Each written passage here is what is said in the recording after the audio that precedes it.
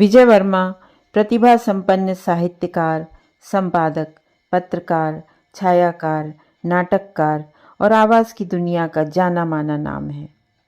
जबलपुर से मुंबई तक की 44 वर्ष की यात्रा में न जाने ऐसे कितने पड़ाव आए जब उनकी प्रतिभा निखर कर सामने आई।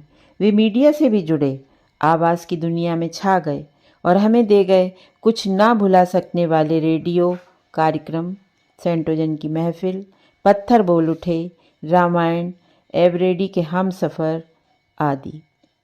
उनकी कहानियाँ पेट के आधा दर्जन पैर, तितली, सफ़र, शून्य आदि तथा नाटक बोगनविला के कांटे, पंडित जी और अत्यंत सशक्त कविताएं जैसे जीव होकर पत्थरों से प्यार करता हूँ काफ़ी चर्चित प्रशंसित हुई। जबलपुर के शहीद स्मारक में उनके द्वारा खेले नाटक मैन विदाउट शैडोज़ को लोग आज भी याद करते हैं। विजय वर्मा ने अपने कैरियर की शुरुआत पत्रकारिता से की थी। वे नवभारत के जबलपुर शहर संवाददाता और बाद में समाचार संपादक हुए। अनुवादक और संचालक की भूमिका बखूबी निभाते हुए उन्होंने शहर विकास निगम में काम किया। साथ ही भोपाल एवं नागपुर से प्रकाशित हितवाद के लिए न्यूज़ बुलेटिन भी तैयार किए। फिर भी बेचैनी, जाने किस आसमान को छूने की चाह थी उनमें। मैं समूचा आकाश इस भुजा पर ताबीज़ की तरह बांध लेना चाहता हूँ, समूचा विश्व होना चाहता हूँ। इसी बेचैनी को लिए वे मुंबई आ गए और रेडियो की दुनिया से जुड़े, थिएटर से जुड़े, आवाज़ की दुनिया से जुड़े, दूरदर्शन से जुड़े। रेडियो में उन दिनों विनोद शर्मा थे जिन्होंने उनसे रामायण के एपिसोड लिखवाए।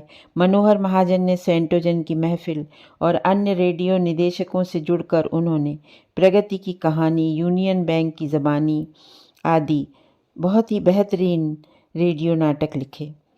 उन्होंने एक टेलीफिल्म भी की जिसमें राजा की उनकी मुख्य भूमिका थी। अमीन सयानी के संग जिंगल लिखे। वे सही अर्थों में मार्क्सवादी विचारधारा के थे। कभी कभी मुझे लगता देश काल के परे लेखक सब जगह एक जैसा होता है। विजय वर्मा ने प्रेम भी डूब कर किया। उन्होंने अपनी प्रेमिका को अपने हाथों दुल्हन बनाकर अमेरिका विदा किया था। उन्होंने प्रेम किया अम्मा बाबूजी से। उन्होंने प्रेम किया अपने मित्रों से, अपने परिवेश से और अपने हालात से, जिससे उन्हें उम्र भर छुटकारा नहीं मिला। 30 जनवरी 1984 की सुबह 5:45 बजे यह सितारा ऐसा टूटा कि आंखें चौंधिया गई। किसी को समझ नहीं आया कि आखिर हुआ क्या। डॉक्टर की रिपोर्ट बता रही थी कि अचानक हृदय गति रुक जाने से निधन हो गया। उनके होठों पर मुस्कुराहट थी कि हम तो चले, आबाद रहो दुनिया वालों।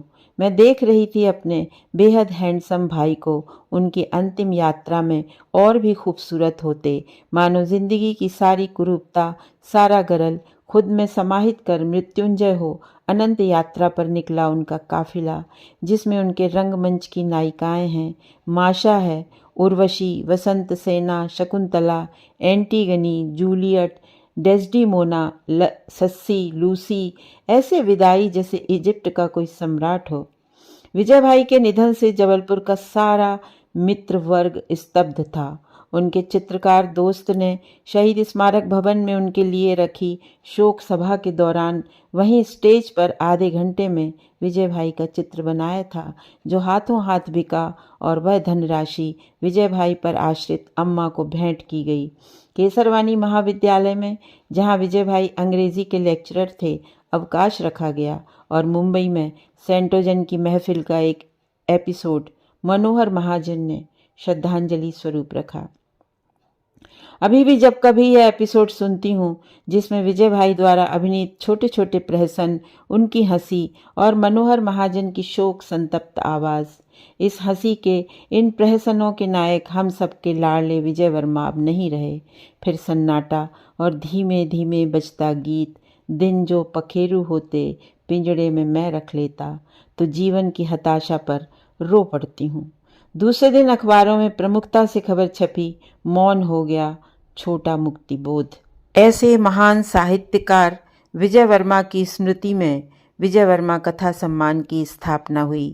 पहला विजय वर्मा कथा सम्मान प्रियमवत को मूर्धन्य कथाकार जगदम्बा प्रसाद दीक्षित के हाथों प्रदान किया गया। तब से यह सिलसिला जारी रहा 2019 तक और 22 कथाकारों को विजय वर्मा कथा सम्मान प्रदान किया गया। विजय वर्मा को समर्पित ये 2 पंक्तियाँ। आईना क्यों न दूं कि तमाशा कहें जिसे, आईना क्यों न दूं कि तमाशा कहें जिसे, ऐसा कहाँ से लाऊं कि तुझसा कहें जिसे, ऐसा कहाँ से लाऊं कि तुझसा कहें जिसे।